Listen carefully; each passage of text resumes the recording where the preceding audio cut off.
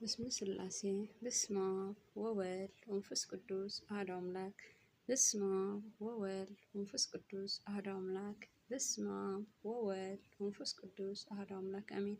سلام للእግዚአብሔር አምላክ ምስኩላትኩም ይሁን ከመይ ውዕልኩም أنا للእግዚአብሔር አምላክ ይመስገን ሰናይ ከምታ أنا ሰናይ ዝዋዕልኩ ደማ ሰናይ ውዕልኩም ክትኮኑ በዓል ትምደት ተስፋዬ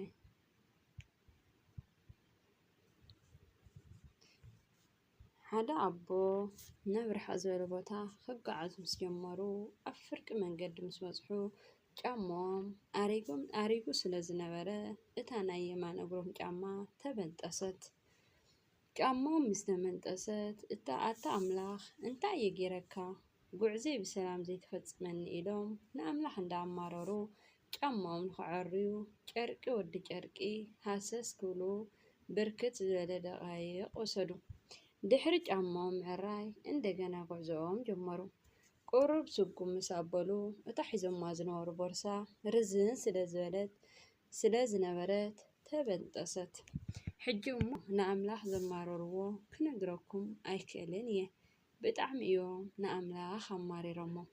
ነታ ቦርሳ ንክዕርዩ ከም ቀደሞም ብርክት ዝበለ ግዜ ወሰዱ። ቦርሶም ኣዕርዮም ጉዕዞኦም ቀፀሉ። ሓያል መንገዲ ምስ ከዱ ኣዝዩ ዓብይ ዝኾነ ኣሰር ረጋፅ ገበር ረኸቡ። ተደኒቖም ጉዳይ ጉዕዞኦም ጥርይ ገበሩ። ሓያል ምስ ረሓቑ ብርቱዕ ሓፈፍ ዝብል ድምፂ ገበል ሰምዑ።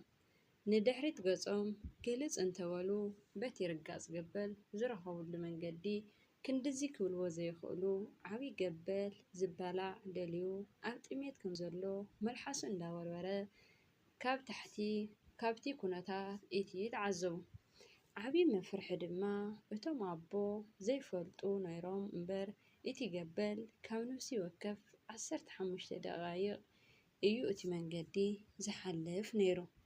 ድሕሪ ምስትንታን ሓልዮት ኣምላኽ ሕልንኦም ክረትዖም ጀመረ። ለካ እቶም ኣቦ ጫምኦምን ቦርሶኦምን ብተደጋጋሚ ክምንጠሳ ዝኸኣልስ እተን 15 ደቃይቅ ሓለፋን እቲ ገበል ክሳብ ዝሓልፍ እዩ ኣምላኽ ብኣማኻይነት ዘፅንሖም ዝነበረ። ልዑል እግዚኣብሔር ነቶም ኣቦ ስለ ዝሓለየሎም ወለካ እቶም ኣቦ ኣመረርዎ። ኣምላኽ ግን ዝም ብምባል ብዓይኒ ምሕረት ክጥምቶም ከኣለ።